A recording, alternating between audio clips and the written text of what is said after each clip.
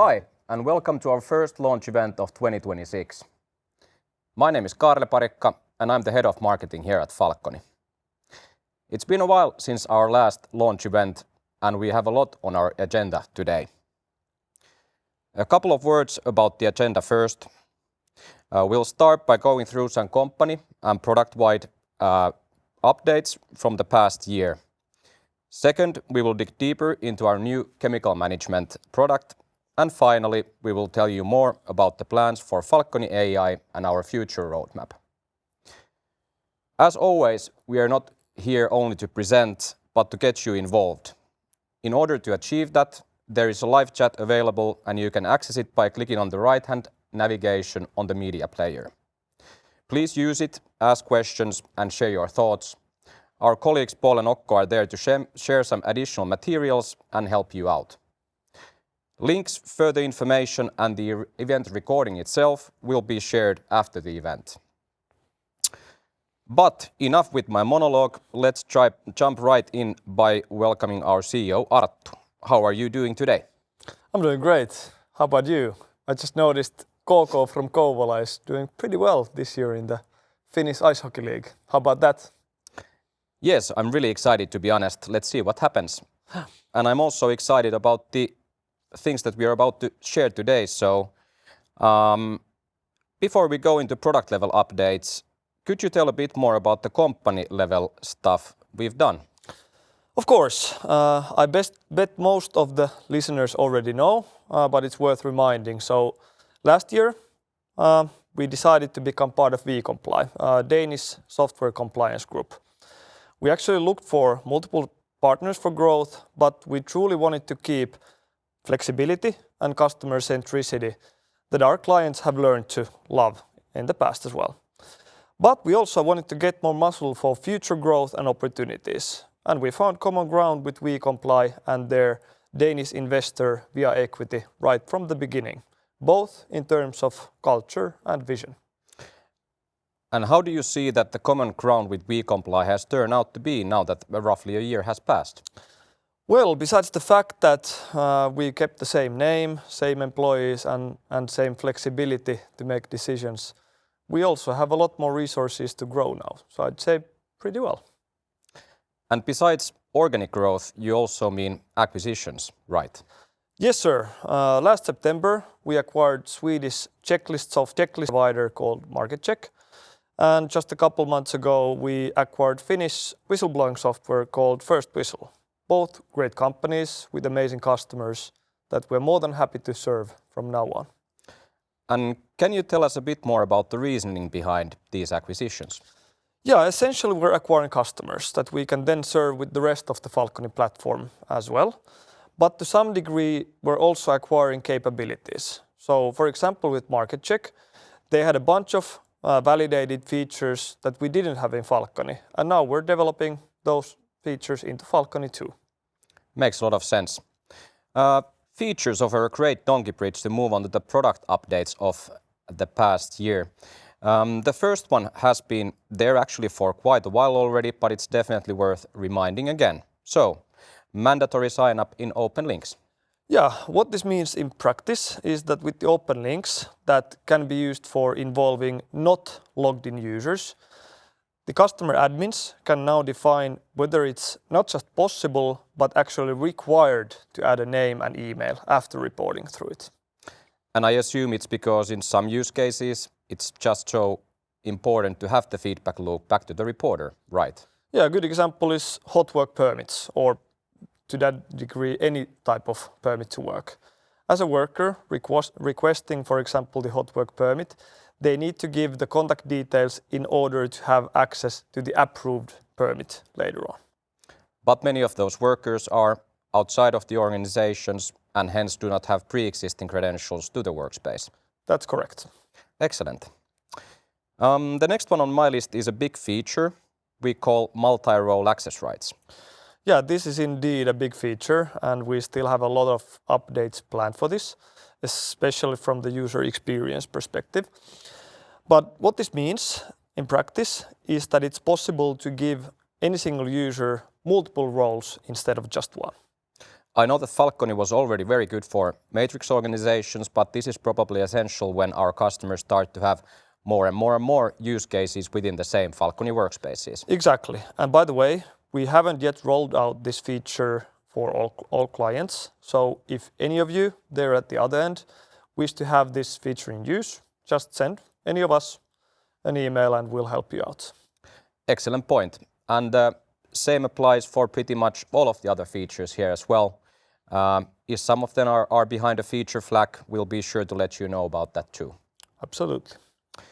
Okay, Arttu, moving on then. Next, we have a bunch of features we have developed with the market check migration in mind. Am I right? You are, but these definitely help other clients as well, not just them. This first one is what we call default choice in audit question, meaning that for specific audit choice questions, it is possible to add a default choice. And what kind of benefits does this feature offer for our clients? Well, some of the audit checklists are expected to be so fast that our customers don't want the end users having to mark all the choice questions one by one. With this feature, it is possible to have a checklist, let's say a store opening checklist, that could be submitted immediately. The auditors would then only need to change some of the answers if something is not as it's supposed to be. So really, really fast way of conducting an audit. Excellent. What about this next one, mandatory observations in audits? Again, we're improving the workflow of the auditing experience. Instead of allowing auditors to, for example, answer a red choice without adding any note or action there, this feature makes sure you actually get a context why it was answered red or why it was answered yellow or so on. And it's possible to define this on a choice level, so when a mandatory observation is required and when not. Yeah, for each question and for each choice, you can define whether an observation is required or not. That's definitely something a lot of our customers will benefit from. It sure is. I think we had something like 35 or so clients who had been requesting this in the past, so it was really, really nice to finally roll this out to auditing clients. I fully agree. Moving on, mandatory attachments in observations. What is this one about? Let's use the same example of auditing. Let's say you've added the mandatory observation to all the audit questions. Now the checklist, again, let's say store opening or some store layout check, could be anything in relation to stores, factories or so on, is a lot about photo evidence. So you want to know with photos what's going on there. This feature allows you to require for those mandatory observations photos or attachments to be added to all of them. And this works for both audit observations and the normal, so to say, reactive observations, like near misses. I used the auditing as an example, but you can require photo for reactive observations as well, like near misses. Perfect. Then we have options whether a follow-up action is required or not. Yeah, almost correct there. To be even more precise, it is about whether follow-up actions, again, both for audit and reactive observations, are required, optional, or you cannot add them at all. Now I get it. And this optionality is for the end users to choose whether the follow-up actions are needed or not. True that. Excellent. What else then? Then we have the possibility to change an inspector of an ongoing audit. Yeah, slowly but steadily moving closer towards more collaborative auditing. This feature specifically allows admins to change an inspector of an ongoing audit, which obviously helps with, for example, cases where the auditor didn't finish the audit they had started, but then they had already left the company. And in the past, many of our customers had to contact our support, change the inspectors in these situations. Yeah, good point, and that's true. Allowing our customers to do and see more in Falcony, it's a big value-creating factor, I would say. It sure is. Okay, next one, improved workspace switching. Yeah, we have a lot of users who belong to 2, 3, 4 or even more organizations in Falcony, which can be called organizations or workspaces. Sometimes they are contractors, sometimes customers in other companies' workspaces. Whatever the case, we simply wanted to make it easier to switch between these workspaces. This update sure helps a lot with that. It definitely does. Okay, Arttu, 2 more before I let you off the hook here. What do Power BI Premium dashboards bring to the table? Yeah, this is really interesting actually. We've had these ready-made Power BI templates for many years already, and the different requests to improve them, they just kept stacking up. Now with this new Premium dashboard, Premium as it comes for a small extra one-time fee, customers can get access to a dashboard that has, for example, management level KPI view, analysis tools for question and even choice level data. It combines both observations and audits to place level analytics and much, much more. And there were also graphs for cumulative versus actual observations and audits, and also analytics for closing times and reporting delays. Yeah, it's actually hard to go through everything that's there, so there's a lot more to explore. There is a QR code in the slides that you can see, so if you open it, all of you can test it out. Yeah, and also the link will be now shared in the chat by our colleagues, so feel free to click it and check it out, like Arttu just suggested. Even better. Okay, final update, which is about IP-protected or IP-isolated BI databases. Yeah, same thing, but to put it simply, what it does is it restricts only certain IP addresses to access the BI database, adding another security layer for it. And this is something that comes with an extra cost, am I correct? You are. So if, again, any of you are interested, reach out to us and we'll tell you more about it. Perfect. Any closing words for your only section of today? I think it's good like this. Thanks from my side. Thank you, Arttu, then. Always a pleasure. Likewise. Now, instead of having a break, Arttu will simply make some room for our next guest. Welcome, Kasper. How is it going? It's going well. New products are coming out every day, and the sun is shining even here in Finland. And you also moved to Porvoo since our last launch event. Yes, I did. Back to my roots. Keep it short and sweet. How has it been? Well, home sweet home. Perfect. Let's get to it then. The topic for this section is chemical management. I remember many years ago this being requested from us many times, and as many times we unfortunately declined to develop anything for it. Why did this suddenly change? So you might know this a little bit better than me, but in this case it was just us waiting for the stars to align. So we needed 2 things for this to happen. So massive demand, check. But also the resources to deliver not just a minimum viable product, but we wanted to deliver a great solution for this. That's true. The demand has always been obvious as chemicals are a natural part of HSEQ management, but what about the resourcing for this? What has now changed? So in our last launch event, we launched the add-on for all types of different registries. And we teased the fact that you could use that for chemicals as well. So we were already a few notches closer to having a centralized chemical registry in Falcony. But the issue back then was still that how we could help our customers not just have their chemicals listed in Falcony, but also keep all the related safety data sheets accessible, available, and up to date. And with the new Falcony Chemical Management solution, all of this is now solved. Exactly. The safety data sheet database contains up to or over 16 million files. Over 16 million, really? Yeah, it's a crazy amount, but the beauty is really in the speed. So you just search for the trade name or manufacturer, and our API just grabs the needle out of the haystack for you. Sounds almost too good to be true.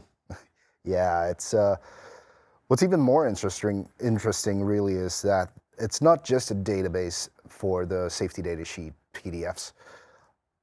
When you find the right file and submit that chemical to your chemical listing, we actually fetch the relevant information or details automatically into their own data fields in Falcony. So for example, GHS warning signs, hazard statements, and the date of the safety data sheets. Yes, that and much more. We also have the CAS codes of all the chemical ingredients that the chemical contains, the product codes, safety statements, and, well, just to name a few. So correct me if I'm wrong, but the users adding chemicals to Falcony, they don't need to add any of these details manually, but all of it will be automatically pulled into the registry. Exactly. We wanted to get rid of the manual data entry. So you find the chemical, and Falcony reads the sheet for you.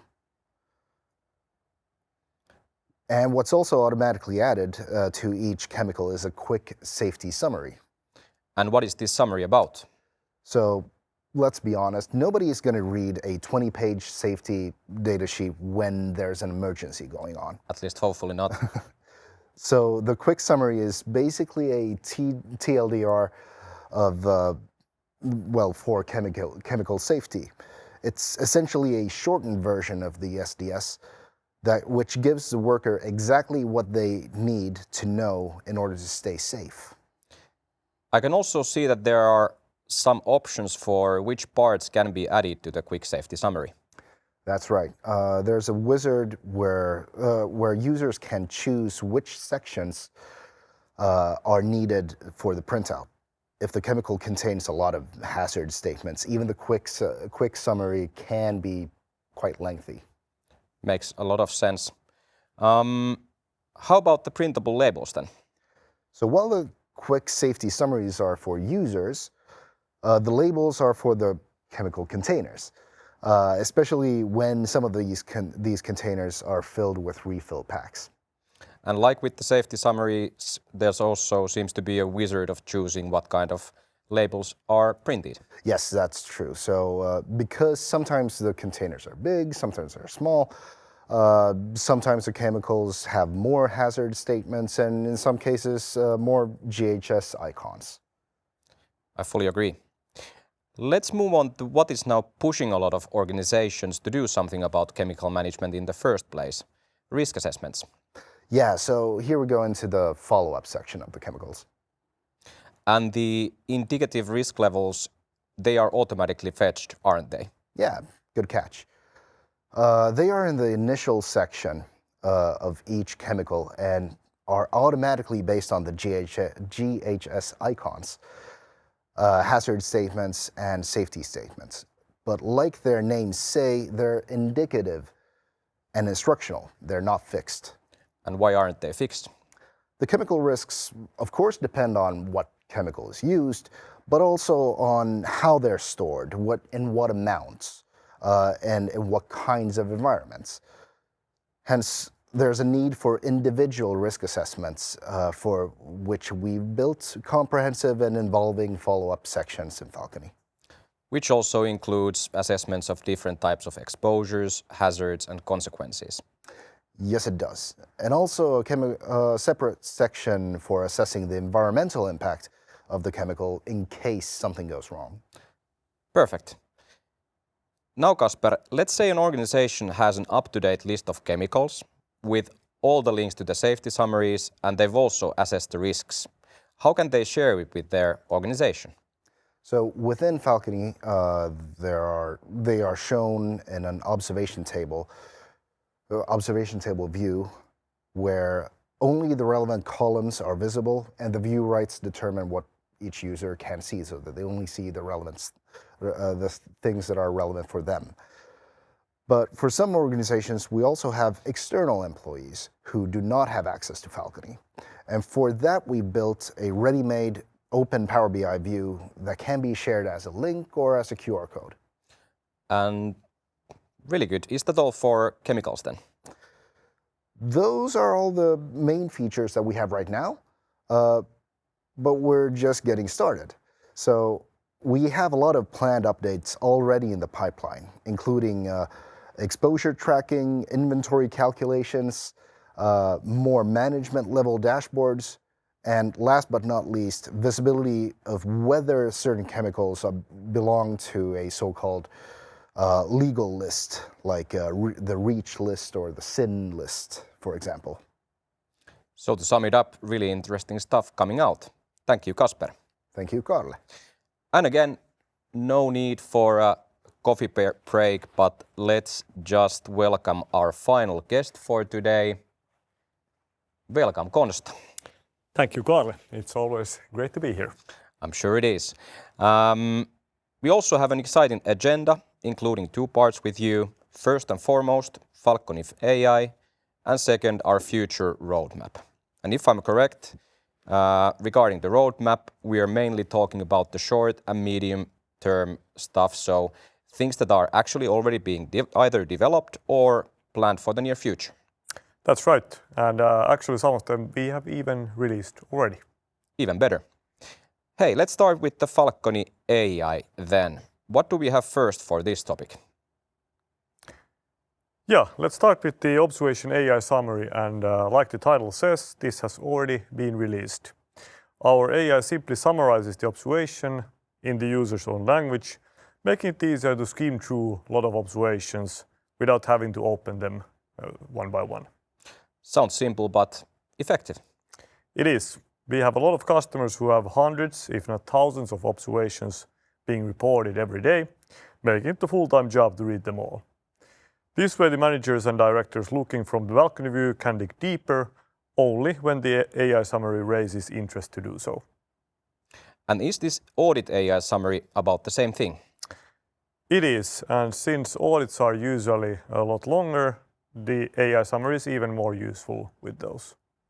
Excellent stuff. What else have we been cooking around the AI topic? Well, besides the fact that we've been making the AI summaries better and enabling customers to configure them on a template level, we've been looking into AI-generated data fields. Sounds really interesting. From the title, I can understand that AI would be filling the data fields, but what is this based on? Yeah, the AI prompt, what the answer is based on, can be configured in the question help text. And as you can imagine, with this AI functionality, there are a lot more options that can be done with it. Like AI-based categorization or AI-suggested corrective actions? Yes, or AI-analyzed root causes, AI-added statutory references, AI-assessed severity or priority scores, sentiment analysis of feedback, and so on. The list goes on, I guess. But this has not been released yet, right? No, it hasn't, but we will soon start to do that for the chosen and interested clients. So Sooner than later. Yep. And again, likewise with the previous features, if any of you are interested, let us know and we'll help you out. Anything else around the AI topic? Yeah, it's worth mentioning that we have a lot of ideas and plans, but the technology is moving so fast that we keep looking for the most effective means to implement the AI features in places where our users can gain the most value. So we'll promise to keep implementing at least some of these on the screen in the future. Absolutely. Great. Then from Falcony AI to the near and medium term roadmap in general, starting with the photo library. Yes, Arttu was telling about the already implemented features related to our market check acquisition, and this is one of those features that's not yet released but related to the same topic. And what is it about, to be a bit more precise? Yeah, like Arttu mentioned, some of the audit checklists are heavily about photos, and this feature allows users to skim through only the photos instead of having to open each observation separately to view them. But it also works for photos of reactive observations too, so it's not just related to audit photos. Correct. It's just another way to handle the data coming from the field. Excellent.